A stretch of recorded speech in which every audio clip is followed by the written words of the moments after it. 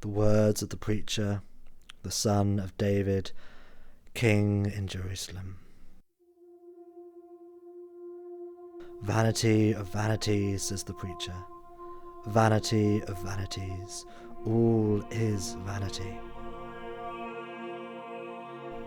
What does man gain by all the toil at which he toils under the sun? A generation goes and a generation comes, but the earth remains forever. The sun rises and the sun goes down and hastens to the place where it rises. The wind blows to the south and goes around to the north. Around and around goes the wind, and on its circuits the wind returns. All streams run to the sea, but the sea is not full. To the place where the streams flow, there they flow again.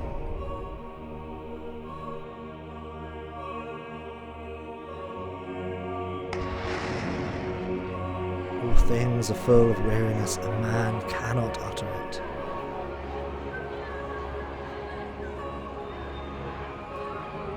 So can Western soldiers, many without any combat... I'm going to make a new deadline of about 10... America is back. The eye is not satisfied with seeing, nor the ear filled with hearing. What has been is what will be, and what has been done is what will be done. And there is nothing new under the sun. An H-bomb explosion starts with fission. More neutrons are trapped each time an atomic nucleus is split. A multiplying chain reaction is maintained. Now the mass is supercritical, causing a nuclear explosion. So the splitting of the nucleus of the atom is the basic principle of nuclear weapons. Is there a thing of which it is said, see, this is new? It has been already in the ages before us. There is no remembrance of former things.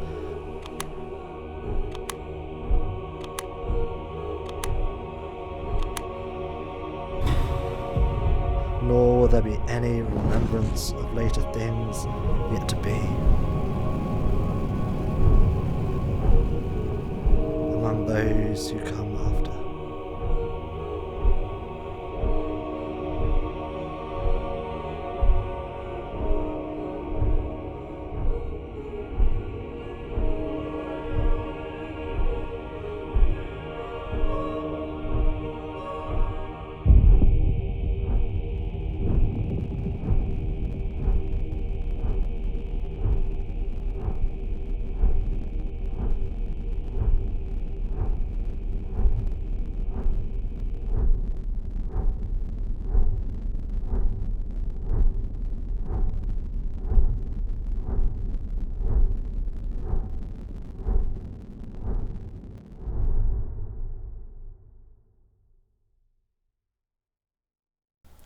King Solomon's soliloquy begins, Havel Havelim.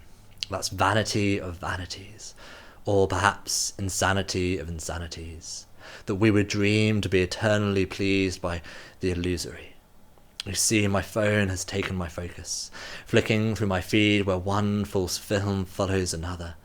I hear myself say, what a fake reel. In that collision of the false and genuine, my perception of reality is broken as I gaze upon a world of dishonesty and distrust, where the response to news is, what's the proof? My brainwrought mind is losing object permanence, and in choosing the fleeting I object to permanence. I'm desperate for something real, for something that lasts, but shorts fall short of deep satisfaction. One live stream flows into another in this digital water cycle that has no resolution. I am not the first to reflect that all streams run to the sea, but the sea is not full. To the place where the streams flow, there they flow still. As those physical waters then evaporate, so I realize that the substance of these digital streams is vapor, vapor of vapors. As those rivers cannot satisfy the sea, so my hijacked eyes are not satisfied with what they see. They have been seized by those who would deceive, have me believe that my eyes should be ever opened from morning to eve to all things, both good and evil in humanity.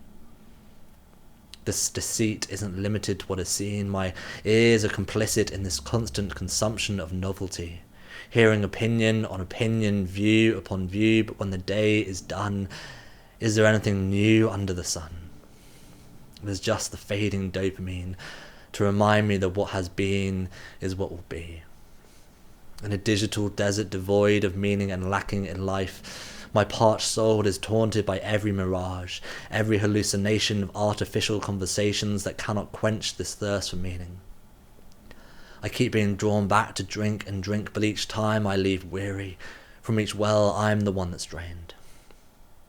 As I'm on the brink of despair, nervous at this new era of AI and how humanity might navigate this seemingly novel story, I'm reminded that while history doesn't repeat, it certainly does rhyme, because I hear a Roman ruler's derision of a man who committed no crime with a question that echoes through time: what is truth? As I ponder that this question isn't new, I start to wonder if the answer isn't too. So longing for more, for raw authenticity, I've come to these ancient words: you'll know the truth, and the truth will set you free. The longer I listen to this teacher's words, the more I wrestle with what has been written. I'm starting to realize and starting to see that the truth is not an abstract form, but this person in front of me, divine in his humanity and human in his divinity. Through the noise of worldly wisdom and podcast philosophy, his voice still whispers, to know the truth, know me. In his steadfast stability, he is the anchor for those tossed to and fro by the storms of the transitory. The fickle fancies of these days will come and pass away, like the grass that withers and the flowers that fade, but from age to age his word remains, for he has no variation or shadow due to change. Yesterday, today, and forever the Son of God remains the same. Who else could supply such a firm foundation but he who was there before the world's foundation? In his simple sincerity he is rest for those weary of posturing personalities and heavy hypocrisy. He does not scan CVs or filter out the faulty, but venerates the vulnerable and honours hearts of honesty. He is gently genuine and genuinely gentle. While he invites us to follow, he is not an influencer seeking to monetize with empty eyes above a phony smile. He is not a content creator hopping on the next new trend, but a content creator, the only God to call you friend. In calling us friend, he says, follow me, to walk with him and be with him, to exchange the forced algorithms of hate for the unforced rhythms of grace, to really focus, restoring your attention span by shrinking your span of attention to this one man.